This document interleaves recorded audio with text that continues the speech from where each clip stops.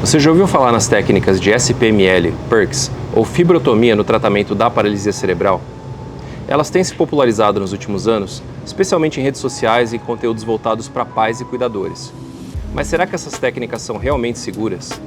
E mais importante ainda, o que se sabe sobre os seus efeitos no longo prazo? Esses procedimentos fazem parte de um grupo chamado de cirurgias percutâneas, que buscam promover o alongamento muscular por meio de incisões mínimas. A promessa é muito atraente, uma correção rápida, uma cicatriz quase imperceptível, menor tempo de recuperação e melhora funcional visível em pouco tempo para crianças com paralisia cerebral. Mas quando a gente fala em medicina baseada em evidências e reabilitação a longo prazo, é essencial olhar para essas técnicas com um pouquinho mais de cuidado. Então, procedimentos ali como o SPML, que é o Selective Percutaneous Myofascial Lengthening, o PERCS e outras fibrotomias, têm como objetivo liberar músculos encurtados com cortes pequenos, feito ali com instrumentos finos.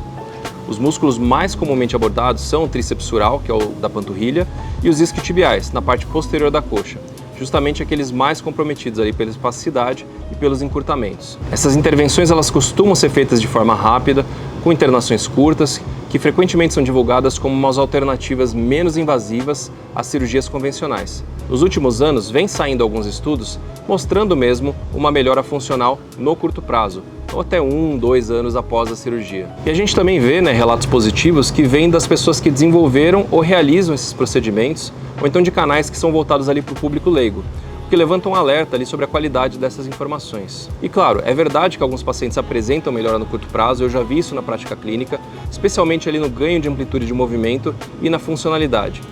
Mas o cenário muda quando a gente olha para esses mesmos pacientes anos depois. Durante os anos que eu atuei em laboratórios de marcha da CD e continuo atuando aqui no Hospital Albert Einstein, eu acompanhei de perto diversos casos de crianças que passaram por essas técnicas em outras instituições. E o que a gente observa é um pouco preocupante, porque muitos evoluíram muito bem nos primeiros anos, mas a partir de algum tempo, depois do 6º, 7º ano pós-procedimento, eles começaram a ter uma perda significativa de força muscular, também com alterações importantes no padrão de marcha. Em alguns casos, uma regressão completa dos ganhos funcionais. Quando o músculo perde força por um alongamento inadequado, ele dificilmente se recupera. Mesmo com fisioterapia intensiva, órteses ou outros recursos, a função muitas vezes não retorna ao que era antes. Isso pode comprometer de forma definitiva a autonomia da criança.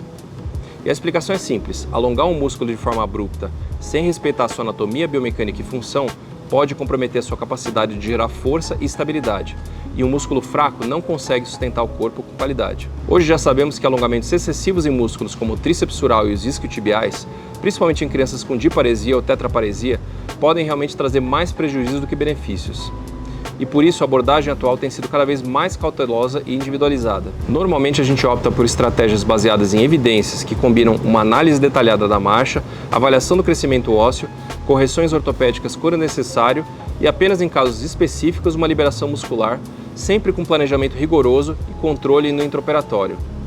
A ideia não é simplesmente soltar o músculo, mas garantir que ele continue funcional, porque não basta ampliar o movimento, é preciso que a criança consiga usá-lo com qualidade, equilíbrio e segurança. E se você é pai, mãe ou cuidador de uma criança com paralisia cerebral e está considerando uma dessas técnicas, converse com um ortopedista pediátrico de confiança.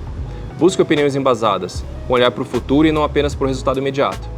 Essas decisões precisam ser tomadas com cautela, responsabilidade e sempre pensando a longo prazo. Você ficou com dúvidas ou quer que eu traga um caso clínico para ilustrar esse tema? Escreve aqui nos comentários e se esse conteúdo te ajudou, compartilha com outras famílias e profissionais que também estão buscando informações seguras e de qualidade.